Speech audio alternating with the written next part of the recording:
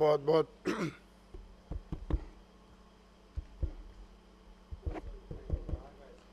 अच्छा, वो मेरे से हाइट कम ज़्यादा है ना। बहुत बहुत धन्यवाद।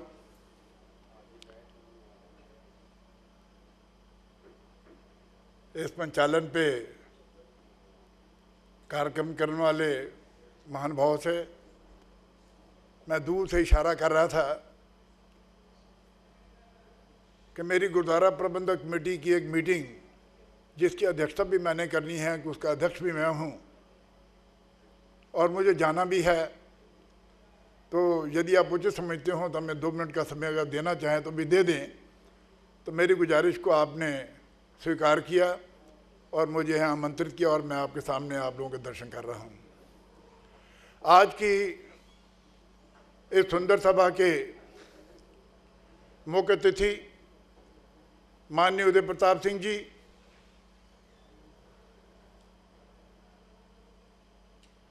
मौलाना खालिद रशीद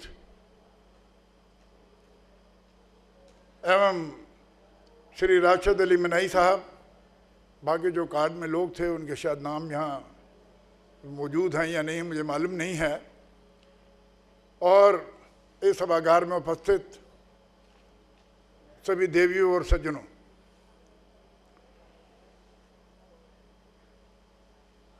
कल शाम को मेरे पास निज़ामी साहब आए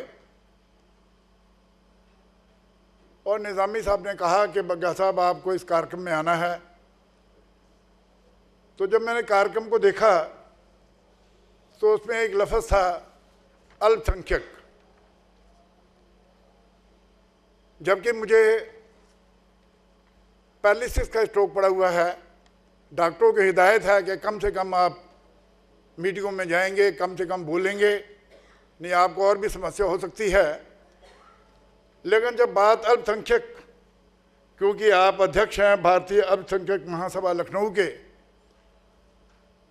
तो मैंने आपसे कहा कि मैं ज़रूर आऊँगा, लेकिन समय का थोड़ा ध्यान रखिएगा कि उसके बाद मुझे और भी 1-2 जगह जाना है, उसके बाद मेरी अपनी मीटिंग है।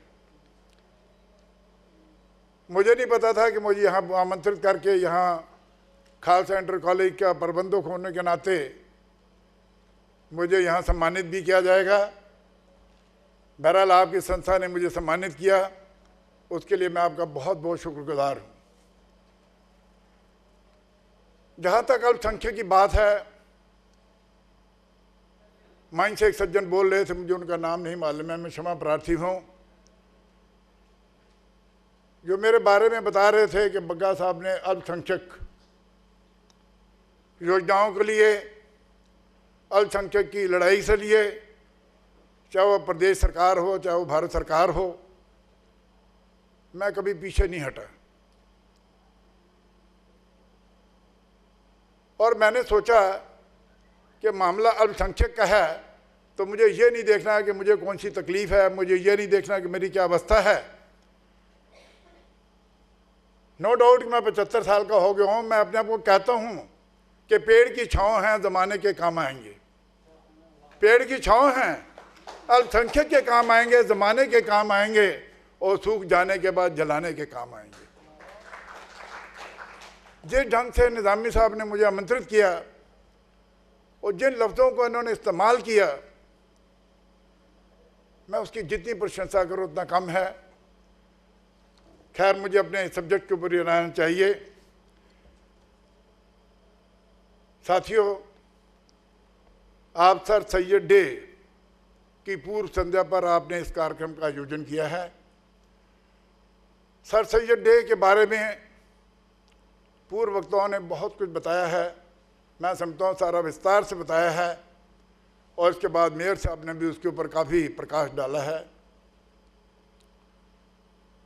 ये पैम्फलेट देखने के बाद महसूस होता है कि किस तरह से उन्होंने उच्च शिक्षा के लिए, विशेष करके आपके समुदाय में काफ़ी मात्रा में ऐसे लोग हैं जो कि ज़्यादा शिक्षित नहीं हैं, और शिक्षा के अभाव में आप जानते हैं कि कोई भी आदमी कोई तरक्की नहीं कर सकता है। शिक्षा एक ऐसी चीज़ है जिससे इंसान के दिल में दया भावना भी आती है, उसको एटिकेट का तरीका भी आता है, और वो अपने किसी भी मिशन को एक अच्छे पैगाम तक उसको निशाने तक पहुंचा सकता है। लेकिन उसके लिए शिक्षा बहुत ज़रूरी है। तो जो काम उन्होंने किए वो आपने सब सुने हैं। मैं वैसे बता दूं कि आज की जो राजनीति है, जो हमारा देश का माहौल है, जो हमारा देश जिस रास्ते पर चल रहा है, उसमें मैक्सिमम हमारे जो नेता हैं सब अशिक्षित हैं। उसमें अधिकांश अशिक्षित हैं। मुझे भी बहन जी ने राज्य मंत्री का दर्जा दिया था 2007 में, जब उनकी सरकार बनी थी। मैं 2007, 2008 और 2009 में पंजाबी एकेडमी का उन्होंने गठन किया। वो जानते थे कि अल्पसंख्यक है, अल्पसंख्यक के लिए लड़ाइयाँ लड़ता है। तो हमारा उर्दू एकेडमी है, तो उन्होंने एक पंजाबी एकेडमी बनाई जिसका चेयरमैन उन्होंने मुझे बनाया। जब उन्होंने चेयरमैन मुझे बनाया तो जो मंत्री से पहले मैं देख रहा था कि काफ़ी अशिक्षित मंत्री थे। तो एक दिन मुझे कहने लगे एक मंत्री जी, मैं किसी का नाम नहीं लेना चाहता, कि बग्गा साहब मुझे आज प्रजातंत्र डेमोक्रेसी के ऊपर बोलना है, मैं क्या बोलूं?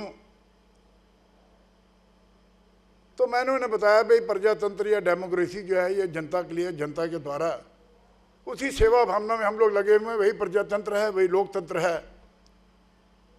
तो उन्होंने जहाँ जाकर के बोलना था, जिन लफ्ज़ों को उन्होंने इस्तेमाल किया, क्योंकि अशिक्षित थे, उनके पास शिक्षा नहीं थी, शायद 3-4 क्लास पास रहे होंगे, लेकिन क्योंकि जिस जात से वो आए थे उनके समाज में उतनी शिक्षा थी भी नहीं। तो उन्होंने जो जाकर के बात कही, आप उस हंसी में ना लीजिएगा, वो कहने लगे कि भाइयों तथा बहनों, आज हम प्रजातंत्र डेमोक्रेसी के बारे में आपको बताने आए हैं। कहने लगे डेमोक्रेसी वो होती है जिसमें जनता के लिए, जनता के द्वारा जनता की ऐसी तैसी होती है। तो ये अशिक्षित, हमारे समाज में जो मंत्री हैं वो भी अशिक्षित। अगर मैं कह दूं कि हमने तो ऐसा ऐसा समय भी देखा है अपनी सेज में, प्रदेश के शिक्षा मंत्री ये हैं वो भी अंगूठा छाप रहे हैं। जो अंगूठा छाप रहा हो शिक्षा मंत्री, आप सोच लीजिए कि वो आपको क्या शिक्षा दे सकता है और वो क्या शिक्षा के बारे में आपको बता सकता है। मेरे भाई इसी प्रदेश से चीफ सेक्रेटरी होकर रिटायर हुए, देवेंद्र सिंह बग्गा उनका नाम था।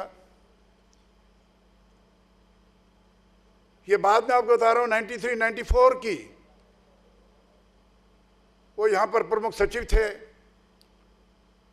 पहली बार सापा और बीएसपी की गवर्नमेंट बनी थी। बीएसपी और सापा की गवर्नमेंट दोनों ने मिलकर बनाई थी,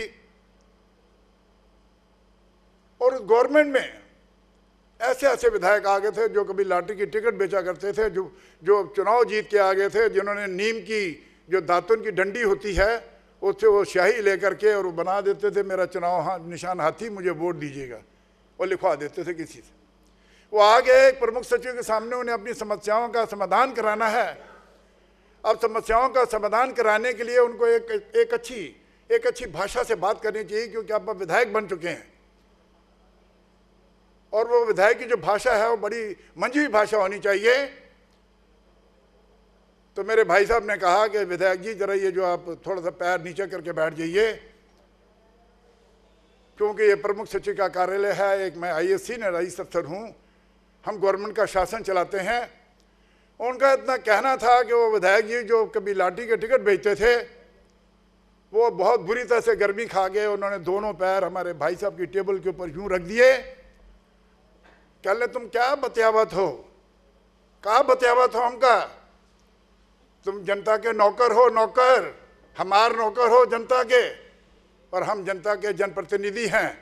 हम जहाँ चाहेंगे वहाँ पैर रखेंगे और तुम्हें देखना पड़ेगा और समझना पड़ेगा, और अगर आप बोलेंगे तो आपकी हम नौकरी भी ले लेंगे। मैंने उनको बड़े प्यार से समझाया, विधायक जी मैंने कहा अपने चरण नीचे कर लीजिए, कोई बात नहीं है, मत बोलिए, मैं भी जनप्रतिनिधि हूँ। बड़ी मुश्किल से समझा बुझा के उनके मैंने पाँव नीचे कराया। तो कहने का तात्पर्य यह है कि शिक्षा विहीन इसमें जो भी लोग हैं तो उनसे आप ये क्या कल्पना कर सकते हैं। तो इसलिए जो इन्होंने सर सैयद अहमद खान जो इन्होंने शिक्षा के कार्य किए, जिन्होंने उसमें आपके समाज के उत्थान के लिए, देश की आज़ादी के लिए बहुत सारे काम किए, आप उनकी याद मना रहे हैं। मैं भी अपनी श्रद्धा के सुमन मेरे पास, क्योंकि निज़ामी सब खड़े हो गए हैं, चाह रहे हैं कि बग्गा साहब अपनी वाणी को विराम दे दीजिए तो मैं आपकी भावना की कदर करता हूँ। मैं ज़्यादा ना कहता हुआ, क्योंकि इस तरह से देश की आज़ादी के लिए हमारे मुस्लिम भाइयों ने, सिख भाइयों ने, सभी ने बहुत बहुत कुर्बानियाँ की हैं, लेकिन लोग समझते हैं कि हम आज़ाद देश के आज़ाद नागरिक हैं। तो मैं उनको ज़रूर एक बात कह के अपनी बात को विराम दे दूँगा। कहना चाहूँगा कि यदि तुम समझे कि आज़ादी मांगे मिली तो गलत समझे। यदि तुम समझे कि आज़ादी भिक्षा में मिली तो गलत समझे। किस तरह से बताया गया कि उनकी पत्नी, उनकी माँ जो है वो घोड़ा अस्पताल में कितने महीने तक छुप रही, यानी परिवार ने कितने जो है कष्ट सहे। तो यदि तुम समझे कि आज़ादी मांगे मिली तो गलत समझे। यदि तुम समझे कि आज़ादी भिक्षा में मिली तो गलत समझे। तन मन धन अर्पित करने से आज़ादी आती है। आज़ादी कोई भीख नहीं है, आज़ादी छीनी जाती है। तो मैं इन्हीं शब्दों के साथ में, आप लोगों ने मुझे आमंत्रित यहाँ पर किया और मैं कुछ ज़्यादा कह गया हूँ तो उसके लिए क्षमा प्रार्थी हूँ, और आपका पुनः एक बार बहुत आभार व्यक्त करता हूँ।